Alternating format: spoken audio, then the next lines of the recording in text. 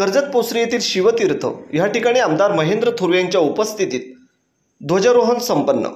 संपूर्ण भारत देशात आपल्या 78व्या स्वातंत्र्य दिनानिमित्त विविध विभागातील शासकीय कार्यालय आणि सामाजिक संस्थांच्या कार्यालयात स्वातंत्र्य दिनानिमित्त भारतीय तिरंगा ध्वज फडकवून ध्वजारोहण समारंभ मोठ्या उत्साहात पार पडला। याच पार्श्वभूमीवर कर्जत विधानसभेचे आमदार महेंद्र थोरवे यांचे निवासस्थान असलेल्या कर्जत पोसरी येथील शिवतीर्थ या ठिकाणी देशाच्या 78व्या स्वातंत्र्य दिनाचे औचित्य साधत ध्वजारोहण समारंभ कर्जत उपविभागीय अधिकारी प्रकाश सकपाळ यांच्या हस्ते पार पडला। पोसरी येथील शिवतीर्थ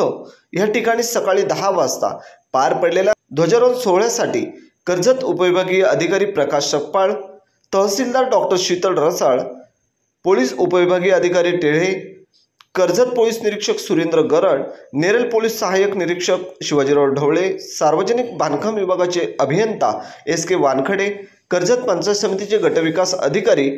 चंद्रकांत साबले, कर्जत नगर परिषदेचे मुख्याधिकारी वैभव गारवे, शिवसेनेचे जिल्हा प्रमुख संतोष भोईर, जिल्हा संपर्क प्रमुख विजय पाटील, उपजिल्हा प्रमुख भाई गायकर, विधानसभा संपर्क प्रमुख पंकज पाटील, विधानसभा संघटक